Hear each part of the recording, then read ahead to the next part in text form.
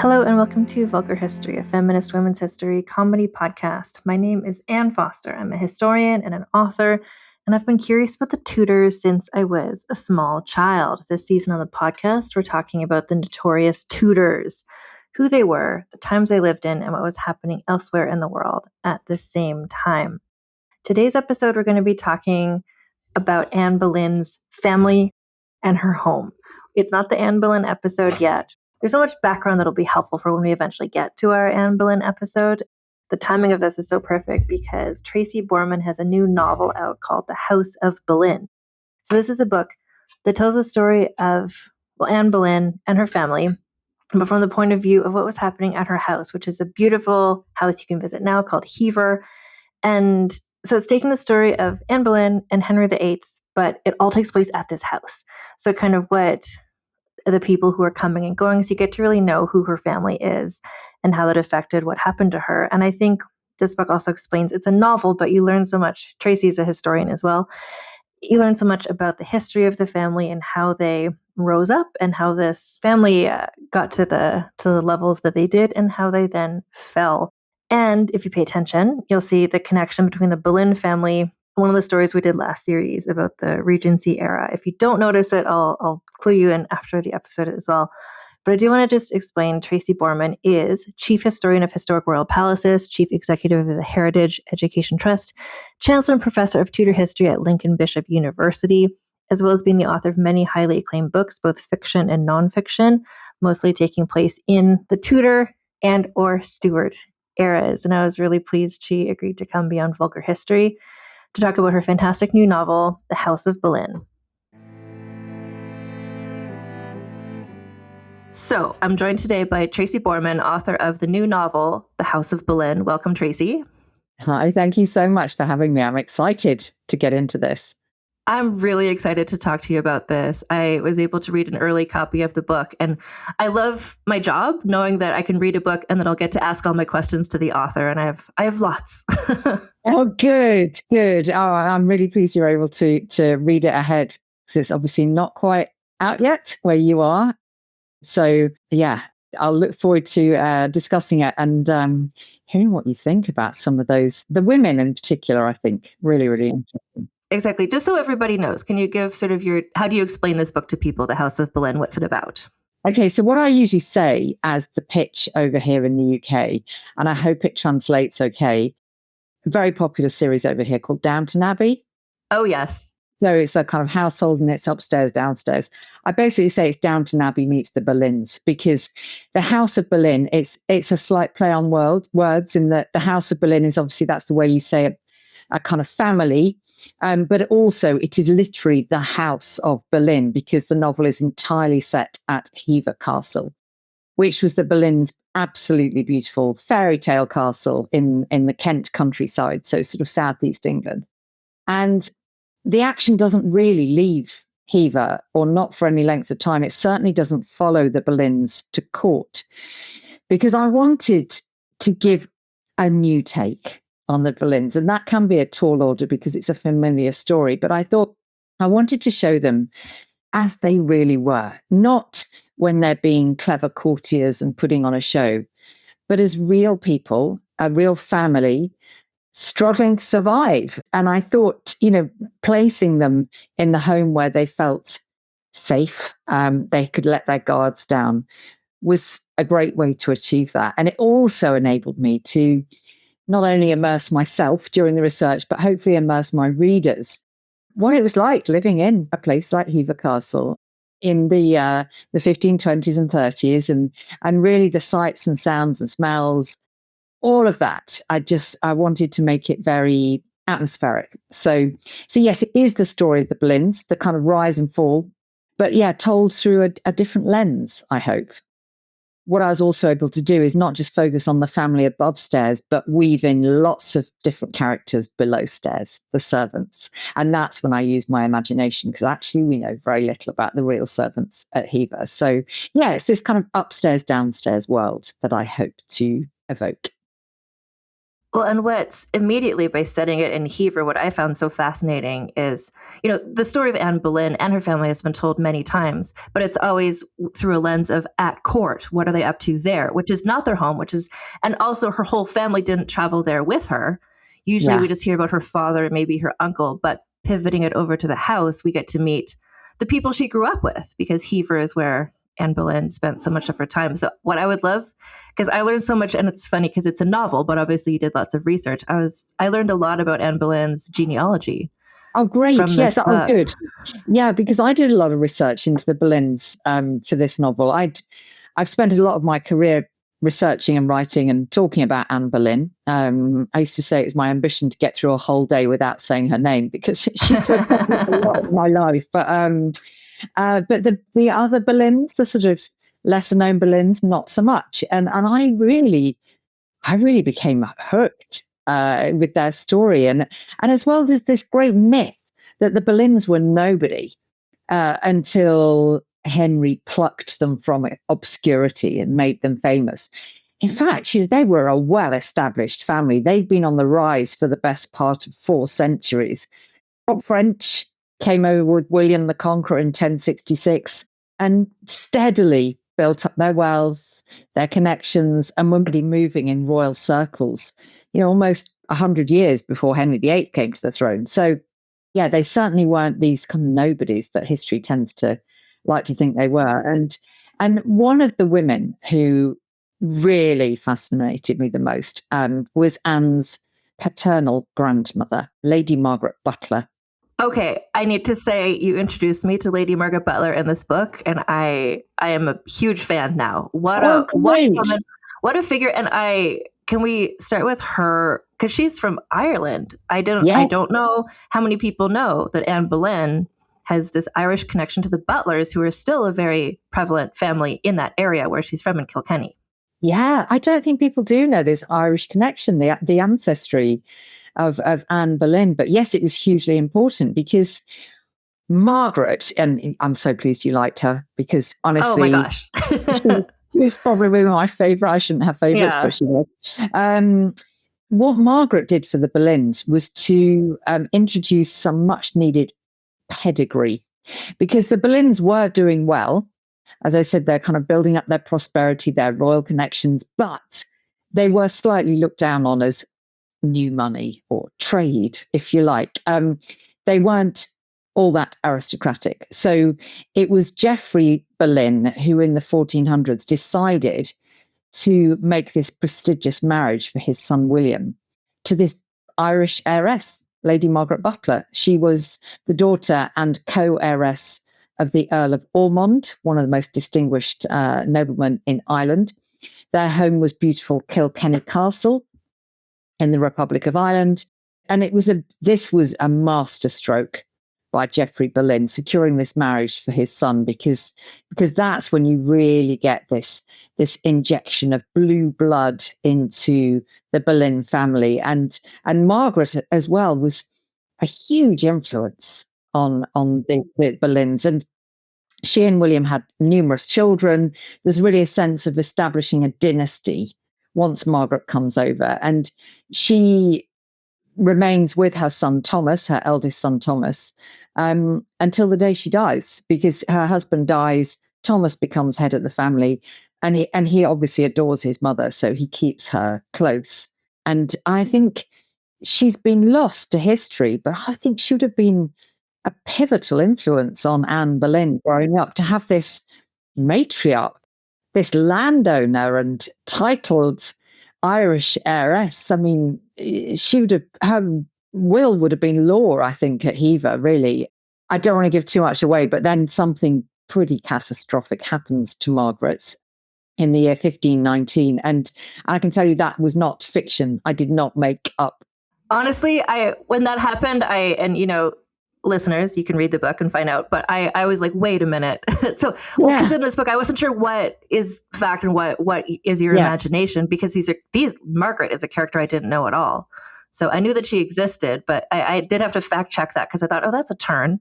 That's disappointing, but yeah. Absolutely. And so we know what happened, but not the kind of whys and wherefores and what was behind it all. So that's when I spun a bit of a plot to explain this disaster that poor old Margaret suffers at this kind of midpoint when she's riding high, and her son is head of the family and she's got all of this wealth inherited from her father, and then suddenly, yeah, it all goes horribly wrong for her. So she does kind of fight on, but what a fascinating woman. And I love that little known Irish connection. And by the way, it's also thanks to Margaret that Anne Boleyn has that famous white falcon emblem, because the white falcon was the butler emblem. So she sort of borrowed it from her grandmother and that kind of Irish side of the family. So that's when, Anne rather liked that. Thought, that's pretty cool, having a white falcon. I think I'll have that. Thanks, Grandma. The connection that I made in my mind was just my friends who I know in Ireland, and they've talked to, I just know from them that there's kind of this typical Irish look with the dark hair. And I thought, oh, well, this is where Anne Boleyn gets her famous dark hair from the Irish side. I didn't know that. Is that typical then? That sort of, dark haired. Well, there you go. That would explain it. And probably, I like to think she looked a bit like her grandmother. We actually don't know, but that dark hair came from somewhere, and it man's mother, Elizabeth, who was likely fair haired. So the Irish look. That's the thing. Yeah, I love it, and it's a own side to Anne's story. But then interestingly, her first real suitor, who anybody is talking about, was James Butler, who was a cousin of hers through her grandmother. But Anne did not like the idea of marrying her butler cousin and moving to Ireland. So she kind of put a stop to all of that and created a bit of a scandal at court by daring to take the initiative in the issue of her own future. And I don't think her uncle Norfolk ever forgave her, because he was the one who was really championing this idea. It was a very neat solution to a problem that had arisen between the Butlers and Boleyns over who should have the title Earl of Ormond. And Norfolk said, well, why doesn't Anne marry James? And then the whole thing will be settled. But Anne had other ideas, as we know. We're here talking about your book, obviously, but I think if someone out there is also a novelist, that would be a very fascinating alternative history. What if Anne Boleyn had married and moved to Ireland? What would have happened? The trickle-down effect would be fascinating.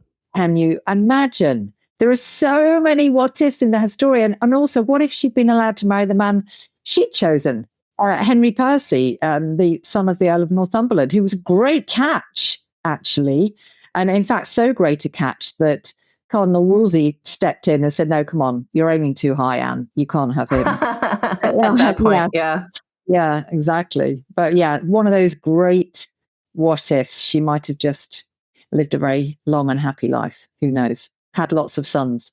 Perhaps. So if we have Lady Margaret Butler, and you have to imagine, again, because your book shifts the focus to Hever.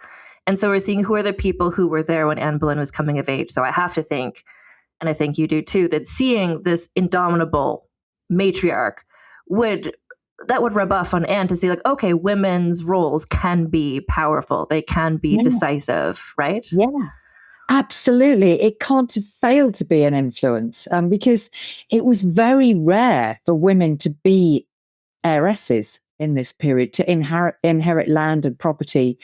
So Margaret was quite extraordinary in that respect. And there's a real sense, even though the records are patchy, that her influence was pervasive at Hever and in shaping the sort of future of the Boleyns. She was certainly the foundress of the kind of dynasty, really, thanks to that marriage to William Boleyn. And Anne must have looked up to her grandmother, thinking, "Wow, look at this woman. She's got all this money, all these lands, titles, and she's almost a woman living independently. Yes, she's living at Hever with her son and his family, but I think that's through choice. She could have established herself in a nice country house somewhere else, but she's very, very much get the sense with Margaret, she is a family woman and she has ambitions for her family. So yes, Anne must have looked and learned, I think, from Margaret.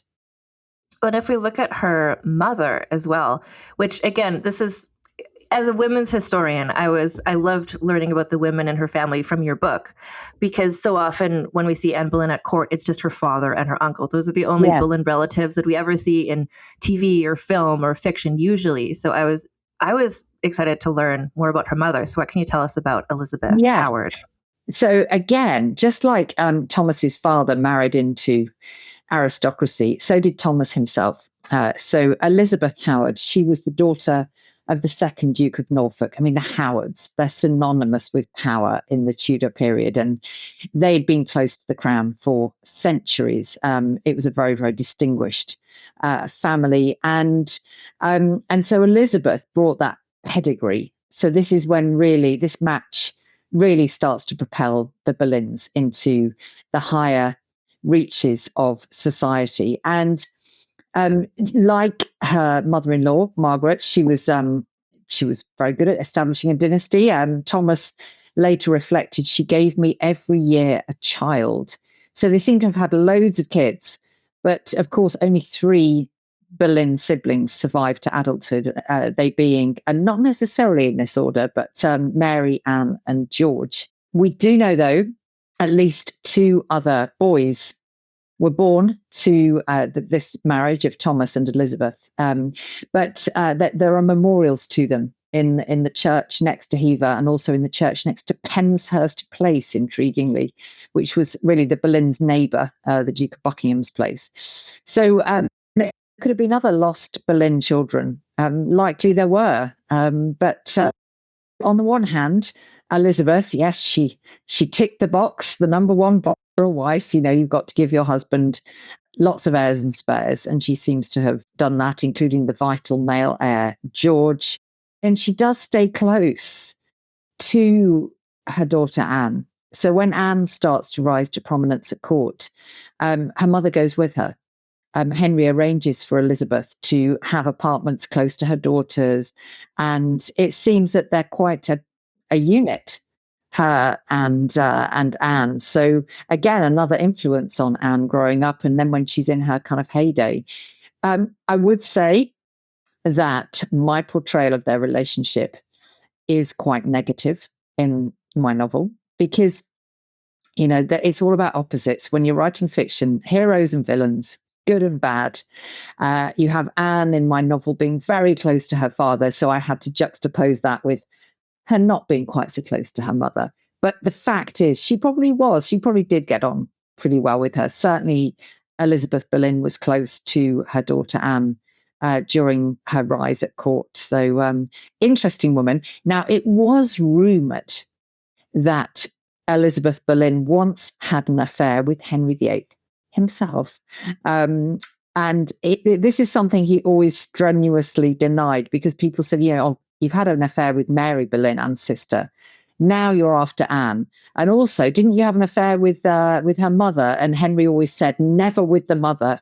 He always denied that there was anything going on. But there was just a hint of scandal around Elizabeth Boleyn, that the poet John Skelton wrote this fairly acerbic verse about her that hinted at immorality. But, women didn't have to do much to be accused of immorality, as you will know. So there's no firm evidence that Elizabeth's virtue was ever compromised in that way.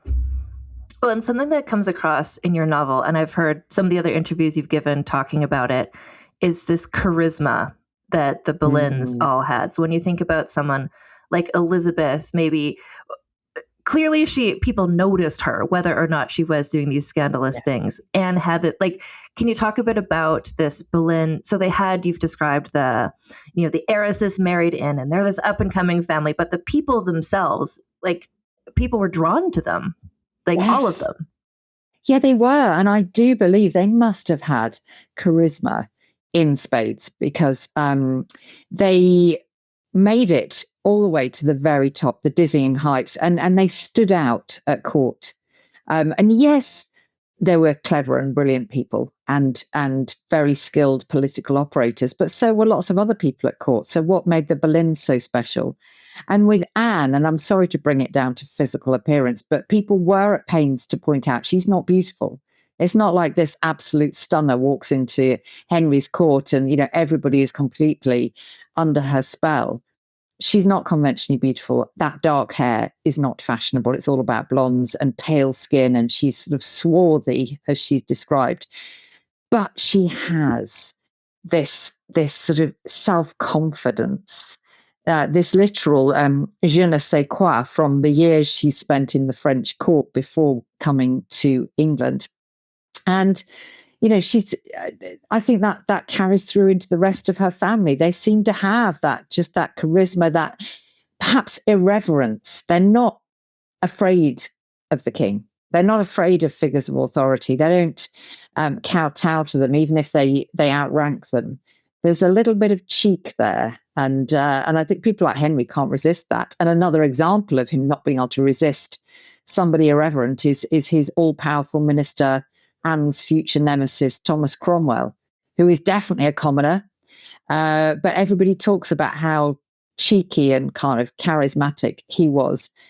I think you needed charisma to get noticed at Henry's court. Henry worked on personalities, not just politics. So I think that has a lot to do with this dazzling rise, meteoric rise of Tudor England's most famous family.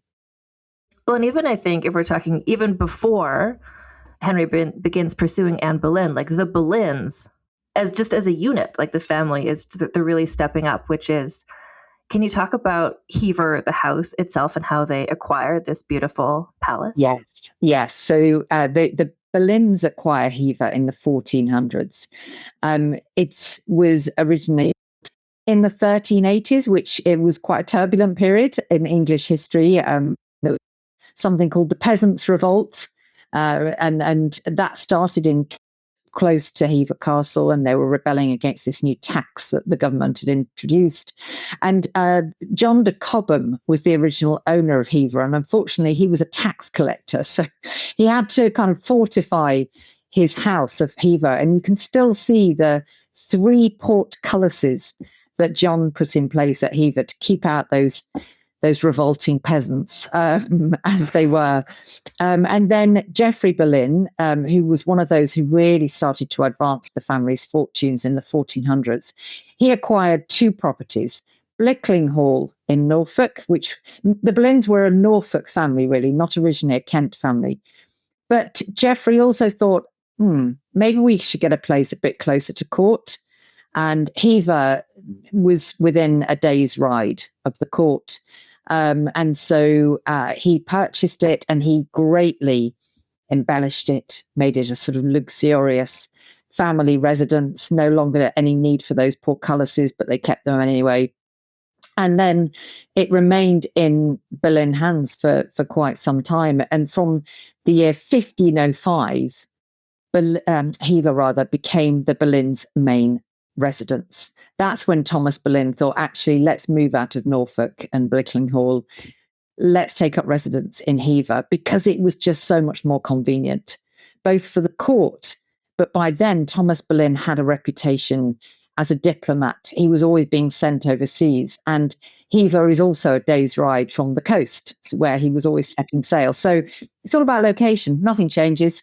You invest in a property that's got a great location. So that's what Hever gave to the Boleyns. But if you visit today, it's going to say it's small. It's bigger than my house, but it's kind of a pocket-sized castle. It's quite contained, and I think that must have lent itself to that kind of the tight-knit nature of the Boleyn family. You really get a sense that they're a close family. Well, and that's where I've not been to Hever yet myself. It's on my bucket list of places I would like to go, but I presume you spent an awful lot of time there when you were researching this. So when it was described as a palace, I was imagining something quite grand. But it's sort of, I mean, it is a castle, so don't get me wrong. I wouldn't be able to afford to buy it, but it's not huge.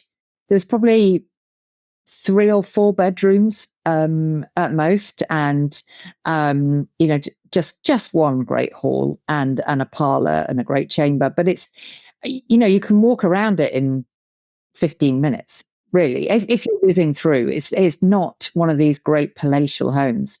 Um, but it is absolutely fairy tale like. It's surrounded by a moat.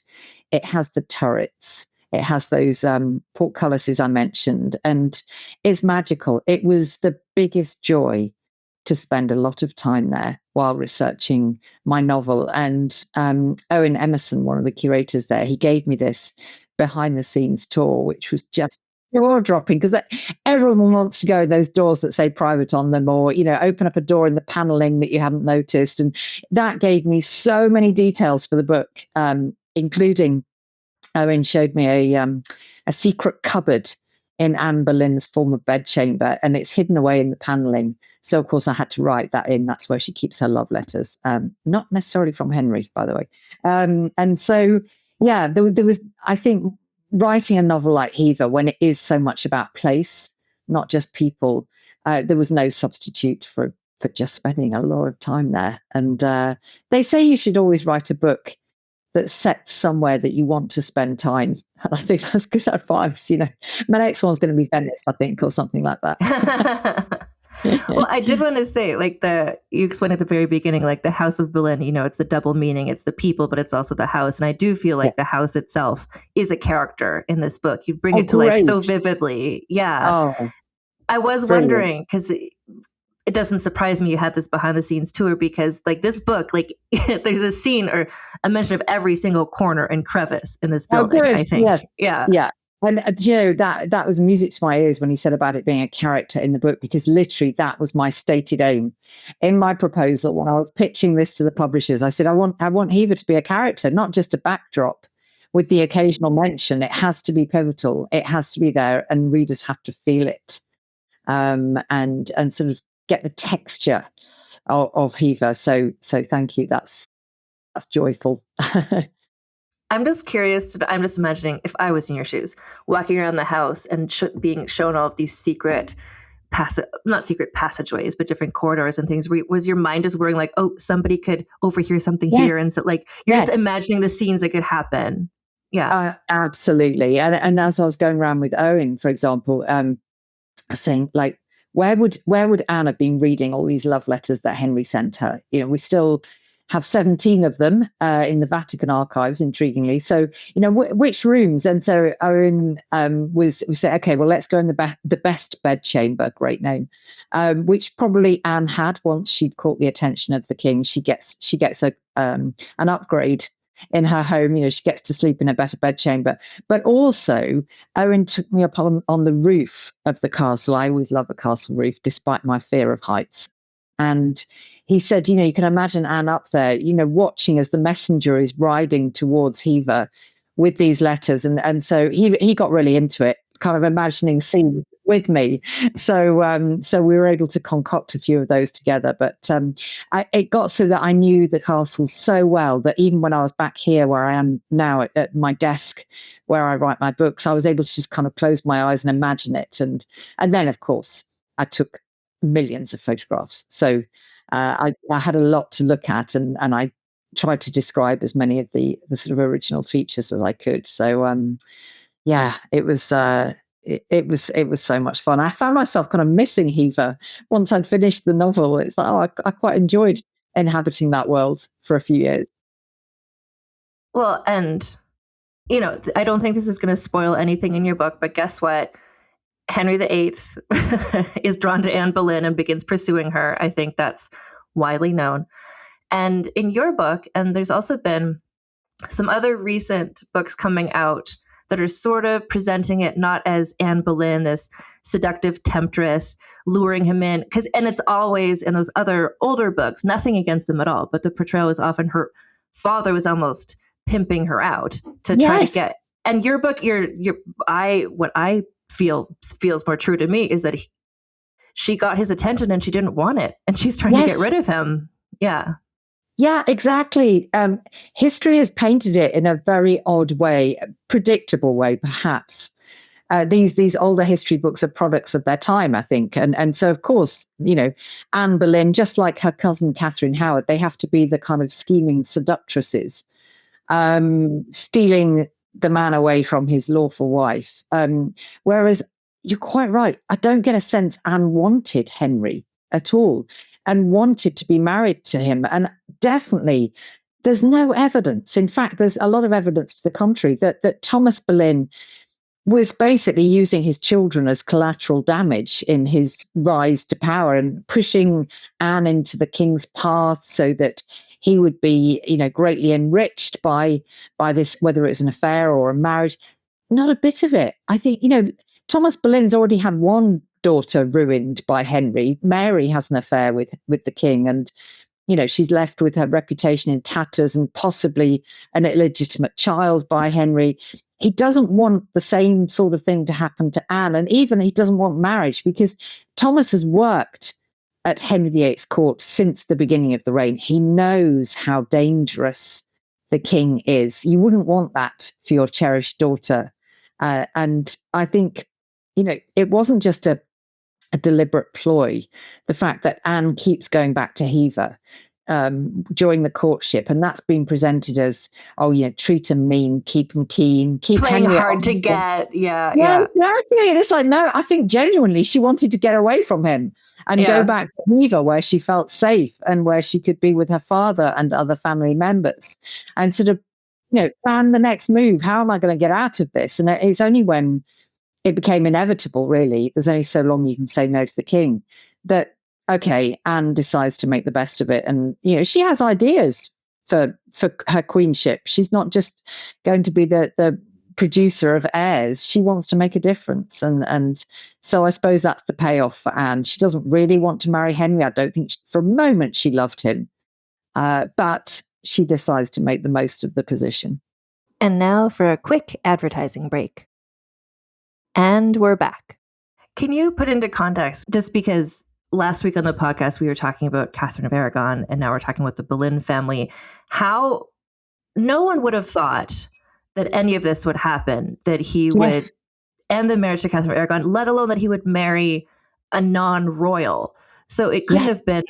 So when past portrayals, and I understand like the dramatic reasons for it, show Thomas Boleyn scheming to get his daughter to, like, that wouldn't have been anyone's plan to convince the king to fall in love with your daughter so much that he creates the Church of England, to marry your daughter who's not even royal. Like, how out of the bounds of possibility would that have even seemed, do you think? Oh, completely. I'm so pleased you raised this because the fact that it's such a familiar story kind of numbs us to it, I think. And, oh yes, Henry was so passionately in love with Anne Boleyn that he set aside his first wife, created a new church, told the Pope where to go, and was able to marry Anne. And you think, come on, this was huge.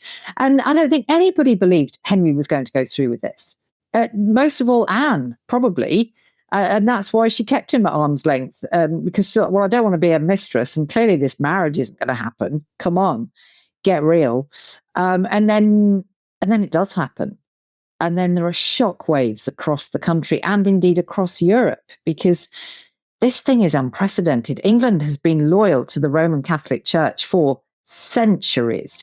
Henry himself had been given the title Fidei Defensor, or Defender of the Faith, because he was a good son of the Roman Catholic Church. And then, of course, it all went rather wrong. This was too much for people. And this is why poor Anne was scapegoated for it. She was known as the Great Whore, the concubine, because the people of England blamed her for this seismic change. And they didn't want any of it. They wanted the monasteries to stay. They wanted the old faith that they knew and understood and loved to stay.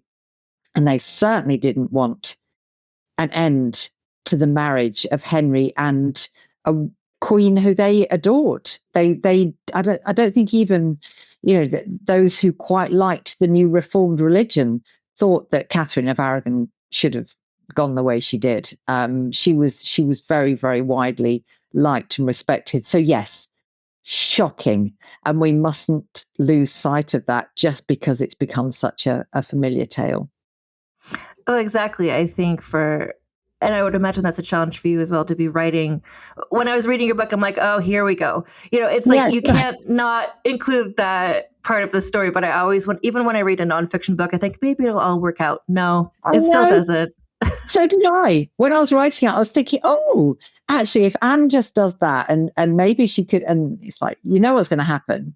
Yeah. And I think the challenge is to make it feel present and current for the reader, so that you're not thinking, oh, okay, well, no point reading the rest of it. And so that sense of immediacy and living moment by moment was what I tried to achieve. And I think that's where setting it at Hever helped, actually, because a lot of the downfall is through the eyes of the servants. They're waiting at Hever for news and what on earth is going on. And so that actually helped me to make it feel tense, even though the ultimate ending perhaps is well known. Other elements of the book, other storylines are less well known. So yes, hopefully the jeopardy was maintained. Well, no, I think I would say, like, having read it, I think you did a really good job of, in the moment, Anne Boleyn doesn't know that he's going to do all of these things because of Yeah, his pursuit of her. She doesn't know that when they get married, it's going to end in disaster and her execution. So I think you do a good job of writing in the moment great. characters who Thank don't know you. what's going to happen, even as the reader, Oh, kind of does. great. Oh, Yeah. that's brilliant. Thank you. Yes, that's what I definitely hope to achieve. I suppose it's a similar thing to, in Wolf Hall, people know that Thomas Cromwell doesn't end well, and yet, I'm a huge fan of Hilary Mantel's novels, and you read them and you're thinking, oh, what, maybe Yeah. he'll escape, and it's all good. Yeah. You mentioned the servants, and I do want to talk about that because you said earlier on, like, as little information as we have about the Boleyns themselves, there's nothing about the servants, but you include some servant characters in your book. So how did you come up with what their characters would be like, what their tasks would be, like what their Yeah. life was like? So this is the most fictional part of the book, because actually, beyond knowing that Hever would probably have had 10 or 12 servants, so little is known about the household at Hever. In fact, we only have the name of one servant who has survived in the records, and that is Robert Cranwell, who was the steward to Thomas Boleyn, and I'm afraid I made him a pretty despicable villain, as you will know in the novel. We don't know the names, details of any of the other servants. So what I did was a lot of research into kind of noble households of a sort of comparable size to Hever, so that I knew how many servants to create, and I focused in on particular on a couple, apart from Cranwell, and there would have been, because were women at Hever, there would have been ladies' maids, and probably my favourite of the servants to create and to cast a web of intrigue around was Esther, who I make the lady's maid of Anne, and indeed her sister Mary, but she becomes particularly close to Anne. Creating the world of the servants, it enabled me to get into Anne's mind as well, because when you're writing fiction, you can't just keep saying what people are thinking. You have to enable them to express it. And it's really helpful that masters and servants were much closer in Tudor periods than later periods, when it was more of a sort of a deferential relationship. Servants were seen and not heard, whereas in the Tudor period, servants were confidants and companions and friends. So Anne would have been sharing her innermost thoughts and fears with Esther. And having Esther there, and indeed Afra, the Irish servant of Lady Margaret, also enabled me to get across just the jeopardy, the peril of being a woman in Tudor England, and all the how little agency you had, and the danger that could befall you, and indeed your reputation. And yeah, there's an awful lot that happens to these poor female servants in my novel. Well, I will say, just the description you give now just on the podcast about the size of Hever and things like that. So if you're, not to spoil your book, but let's say that you're a young female servant and a man has got his sights set on you, there's nowhere to Oh yeah, hide. You're yeah. not There's in a no hide. huge, you're going to run into No, him constantly. Yeah. yeah. You'd have to hope for an incredibly benevolent master who could either dismiss the predatory male or make sure that he leaves you alone, and that often didn't happen. And so there are there are real dangers, and women had so little power in this situation, and nobody would have blamed the male servant or superior, or even like the master of the house. That was a thing, certainly in the Duke of Norfolk's household, where the master himself is sort of bedding all the maids, and what are they going to do? They've got no power to resist him. So it's even at this micro level of a fairly small household, women are in peril almost on a daily basis, and I really wanted to convey that. And yeah, without spoiling it for your readers, that's hence, let's just say, Robert Cranwell being quite such a despicable villain. This was something else I did. I told you I did, just kind of like double checking, like, okay, Margaret Butler, did this really happen to her? Cranwell was someone else, where I was just like, who is this guy? And I said, like, okay, this is the one name that is known, but we don't, probably not actually a villain, but for the purposes of your book, quite an effective villain. Exactly. And I do often apologize to Cranwell for saying, I'm sorry, you probably weren't a villain, but I made you one. But there is one piece of evidence, albeit brief, that he may not have been that nice a character, because he wrote a letter to Thomas Cromwell soon after the death of Thomas Boleyn, his master, and it's very cold. Like, he's just reporting Thomas's death in a kind of, and then immediately out for himself. And what can I get out of this now my master's dead? So that gave me enough. I thought there's enough justification to make him nasty. Well, honestly, that reminds me in a way of the way that historians for a very long time have taken the evidence that Jane and George Boleyn didn't have any children as evidence that they must have hated each other, and he was probably gay, and she was probably like, yeah. So can you explain how you approach their relationship and Jane Boleyn? Yes. And talking about the sort of, I was going to say lesser known female characters, Jane Boleyn is well known, but she has been vilified and misrepresented. And I really wanted to set the record straight with this book, because yes, you're absolutely right. The fact that they probably didn't have children, there is a merest hint possibly of a child between Jane and George. But they probably didn't have children, which therefore the supposition is miserable marriage, and George was either gay or just constantly womanizing. I put a different slant on this, as you will know. Not necessarily George, who is gay in my book, and that yes, there isn't perhaps a great deal of affection between them for much of the book, but then they do actually grow to be quite close towards the end. But what I really wanted to get across with Jane's story is she's not the villain piece. And I think actually, she only really became the villain of Anne's story during the reign of Anne's daughter Elizabeth, when Elizabeth couldn't blame her father for getting rid of her mother. So she needed a scapegoat. And this is when this myth arose that Jane was the one who gave the incriminating evidence that sent Anne and her brother George, Jane's own husband, to their deaths. And actually, there's no evidence that she did that. In fact, what there is evidence is that Jane was pleading for her husband's life to Henry and petitioning him to allow her to go and visit him in the Tower. She's been so maligned, and I think so unjustifiably maligned. And people cite the fact that, oh, well, Jane, clearly she did it so that her own career was protected, because then she went on to serve Jane Seymour, and then Anne of Cleves, and then Catherine Howard. But Jane probably didn't have any choice whatsoever. She would have probably been just summoned back to court to serve the next queen. That doesn't necessarily mean that she was guilty of stitching up her sister-in-law and her husband. So I really wanted to, you can tell how passionate I was about this, to give readers a different Jane, and I hope a Jane slightly closer to the truth than that villainous reputation.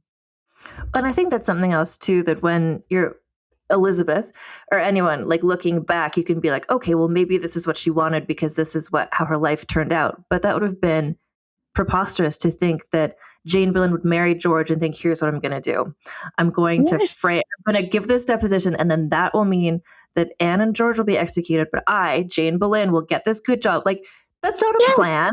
Like, no one could foresee those results. No, it's a terrible plan. I'm going to I'm going to marry into this family and then destroy the same family. And, my name will be mud, even if I have got a job at court still. It makes no logical sense whatsoever. So many myths around Jane, and I would say around the Boleyns, full stop. People think they know them. And we're just going on myths. It's like Chinese whispers over the centuries that have made the Boleyns something that I don't think they were at all. And so, in terms of the Boleyn's sort of rise and fall of this over centuries, they were making these good marriages and getting these more Yeah, prestigious positions. But once Anne Boleyn, once her downfall, when she's executed, the whole family feels those ripple effects. Like the Boleyns yeah, stop being a presence, right? yeah. And it's quite sudden and brutal. Really, it's the end of the Boleyns as any kind of political force in England. They don't have a renaissance unless you count, they certainly do in the form of Anne's daughter Elizabeth, Queen of England, but the Boleyn family itself, no, it falls very, very rapidly. And even though Thomas Boleyn has served Henry VIII brilliantly from the beginning of the reign, he's out. He's kicked out of court when his children are executed. Poor Thomas, as well as suffering the loss of 2 children in the most horrific manner possible. He's stripped of all his titles, his positions, his wealth. Even Hever is taken from Thomas, and it's forfeit to the crown, although Henry very generously allows Thomas to at least live out his days there, but very cruelly makes Thomas come back to court about just over a year after his daughter's execution and his son's execution, to attend the christening of his new son by the woman who had replaced his daughter Anne. It's just mind-boggling, the cruelty of Henry VIII. And then Thomas, he doesn't hang about at court. He goes back to Hever, and that's where he dies in March 1539. So one imagines those 3 years, or just shy of 3 years, that he outlived his daughter Anne and son George must have been just heartrending. He was a broken man, I think, from that day forward. Well, and then what I find really interesting, and I hadn't known this before, is that ultimately Henry VIII gifts Hever to Anne of Cleves, Yes. his wife, who they amicably separate. They have a conscious uncoupling. And so, in terms of the history of this home, Anne of Cleves lives there for some time. Yeah, there is more than one Queen Anne at Hever Castle, and I love this. And actually, if I'm honest, Anne of Cleves is my favourite of the 6. I just love her so much. I mean, what a success story. People dismiss her as the ugly wife. I don't think she was ugly at all. I think probably she was pretty horrified at the thought of marrying Henry VIII, and that showed. Got rid of that marriage very quickly, but she did brilliantly out of it with this, annulment settlement with 5 palaces, £20,000 a year, and Hever as well. Henry leases it to her for as long as she wants it. And Anne of Cleves loves Hever. And she invests in Hever. She builds a new long gallery at the top of the house in the latest fashion. And I also love the fact there is just a tantalizing prospect that it might have been through Anne of Cleves that Anne Boleyn's daughter Elizabeth first visited her mother's beloved home, because we know that Anne of Cleves was very close to her younger stepdaughter Elizabeth. Elizabeth did spend time with Anne. She visited her away from court. So it's very possible that she came to Hever and therefore discovered the place that had meant so much to her mother. One of the many reasons I love Anne of Cleves, just that possibility of what she did for Elizabeth. And so Hever itself, you spent time there. It's still in existence. It's still well Yes. maintained. It's a place people can visit. There's so many homes that don't exist anymore. Yes. Why do you think this one? What were the series of events, I guess, that made it still exist today? Well, Hever passed through several different owners after Anne of Cleves, and then it sort of went to other noble families. Fell into a bit of disrepair. When you see some of the old watercolor paintings of Hever, there's sort of cattle roaming free around the castle, and it's all looking a little bit sorry for itself. But then, what saved Hever in particular was the wealthy American family, the Astor family, who in the 1900s they took over Hever and they sort of transformed it into their place for fashionable country parties, shooting parties and the like, and so Hever was much altered in terms of the interiors, but William Waldorf Astor absolutely loved Hever, and he tried to stay true to the sort of Tudor feel. So there's a bit of mock Tudor in there, but it saved the castle. And in recent times, the curators have restored the Boleyn apartments to how they would have looked at the time that Anne and her family were there. And I know you're hoping to visit one day, and you will get the best of it because it's looking better than ever at the moment. You really step through that first courtyard and into the house, and you get a sense of the Boleyns as soon as you're there. You can still smell the wood smoke, clinging to the walls of the kitchens, and there's the rush matting on the floor, and it's just at certain times of the day you see the light from the moat reflected on the ceilings of the upstairs rooms. It's the most atmospheric and beautiful place, and thank goodness for the Astors, because otherwise maybe it wouldn't have survived. It just sounds like such a magical experience for you to be able to time travel, really, into the setting of your book, to see, like you just described, like the reflection of the moat, like these details. Yeah.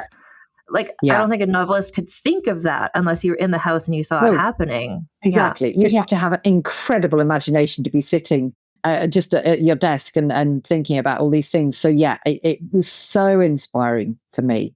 It really was to just immerse myself in this world. I mean, I knew Hever already. I loved it, but I feel like I got to know sort of every nook and cranny of that castle, and it was joyous, actually. I think well, I've always said, if in doubt, take refuge in the past. One of the reasons I love being a historian is that, you can escape to other worlds, and hopefully that's what, my readers of the House of Boleyn will be able to do as well. That, if you've had enough of 21st century, antics going on around the world, then why not retreat to the 1500s and a beautiful castle in the English countryside for a while?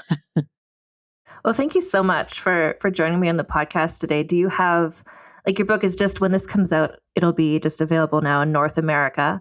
And so where can people keep up with events you're doing and things like that?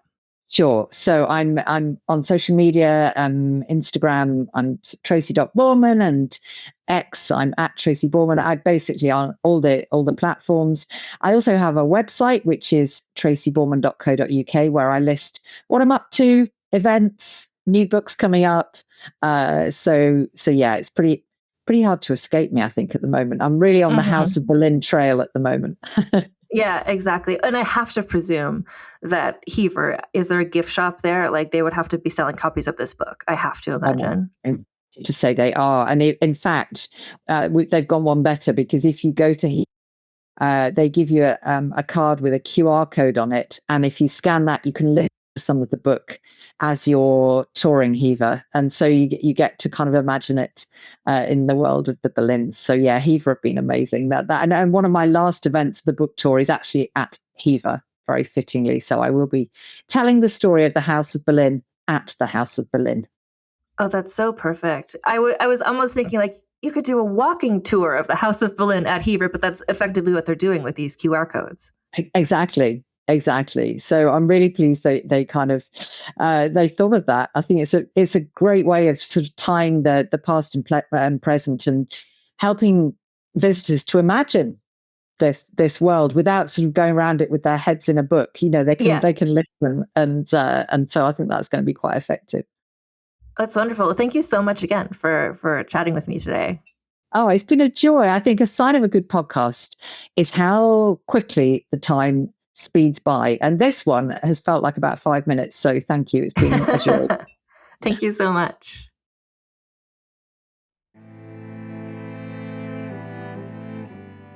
So Tracy's book is called The House of Boleyn. It is now available in North America as well as in the UK and elsewhere. And it's really, if you know the story of Henry VIII and Anne Boleyn, if you do or if you don't, it's a really interesting and different point of view. Just everything that she explained about how it takes place at this house. The house is such a character. I'm, add it to my very long bucket list of things that I would like to visit the next time I get over to the UK. Tracy's also got a lot going on. If you visit her website, which is tracyborman.co.uk, you can find out all the events she has coming up, including she's going to be doing a tour called Tudors on Tour. So she's going to be going to theaters across England through the month of October. And so you can book tickets to go and see her doing that. She's such a captivating speaker. It sounds like such a fun talk. I hope some of you are over there and are able to make it out to that. I also wanted to say, so this podcast, Vulgar History, it's here because of the support of listeners like you, who either listen to the advertisements on this podcast or who, if you want to get the podcast ad-free, you can join my Patreon, which is patreon.com/AnneFosterWriter. So for $1 a month, you can get the ad-free episodes as well as early episodes and to see the posts I make on Patreon as well. If you're able to support this podcast for $6 or more a month, you can get the ad-free episodes early, as well as bonus episodes featuring myself and my friends. For instance, most recently, we had a discussion of my favorite Shakespeare play, Titus Andronicus, available to the Patreon members at that level. I also did a Zoom Live recently that those patrons are able to watch and take part in. And as well as there's a discussion right now, myself and my friend Gina Barry talking about the movie The Odyssey. So you can get that all there. And actually, speaking of myself and my friend Gina Barry, I do have a second podcast called Nefer TV, which is a TV recap podcast. We're currently going through the TV show Spartacus, Blood and Sand, which Gina has watched before and I have not watched, and we're having a nice time there. So you can look up Nefer TV wherever you get your podcasts. I also want to mention our brand partner, Common Era Jewelry, which is a small business. It's a women-owned business that makes beautiful heirloom jewelry out of solid gold, as well as more affordable gold vermeil, inspired by women from history, as well as from mythology and from fiction. And most of their pieces are inspired by like ancient Rome, ancient Greece. You can get some real Odyssey tie-in pieces of jewelry from them. Like there's Circe, there's Clytemnestra, there's Penelope, but also Tori, the owner, couldn't help herself but include an Anne Boleyn design as well. So there's a beautiful Anne Boleyn pendant that you can get inspired by. We'll talk about this in later episodes, but what did Anne Boleyn look like? We don't really know, but she was inspired by some of the portrayals of Anne Boleyn that are out there. And so if you want to honor Anne Boleyn with your own necklace and you want to get a discount, go to commonera.com/vulgar15 or use code vulgar15 when you're checking out there to get 15% off your order from Common Era. Anyway, we're in it. We're in the Tudor era, talking about the Boleyns. I alluded to this earlier on. So the connection between Anne Boleyn, her Irish granny, actually, Margaret, there's a connection between them and two women who we talked about last season. We were talking about the Regency era, the ladies of Llangollen. One of them was a butler, so the same as Anne Boleyn's granny. Eleanor Butler was from the same Kilkenny butlers. Apparently, there's still lots of butlers in that region. I checked with my Irish correspondent, Karen Moynihan, just to confirm that. So anyway, I love these connections between the seasons and between different people. So, and just this connection between, I don't know, a genealogist could do this family tree, but the connection between Anne Boleyn and Eleanor Butler, when Eleanor Butler got to live to a ripe old age and kind of do her own thing, whereas Anne Boleyn did not. Just interesting to note that they're all related and they have Ireland in common. Anyway, we'll be back next week with another Tudor-themed episode. And until then, keep your pants on and your tits out. Vulgar History is researched, scripted, and hosted by Anne Foster. Editor is Christina Lumagi. Theme music is by the Severn Duo. Vulgar History artwork by Karen Moynihan. Social media videos by Magdalena Denson. Transcripts of this podcast are available at vulgarhistory.com by Aveline Malik. You can get early ad-free episodes of Vulgar History by becoming a paid member of our Patreon at patreon.com/AnneFosterWriter. Vulgar History merch is available at vulgarhistory.com/store for Americans and vulgarhistory.redbubble.com for everyone else. Follow us on social media at vulgarhistorypod. Get in touch with me at vulgarhistorypod@gmail.com.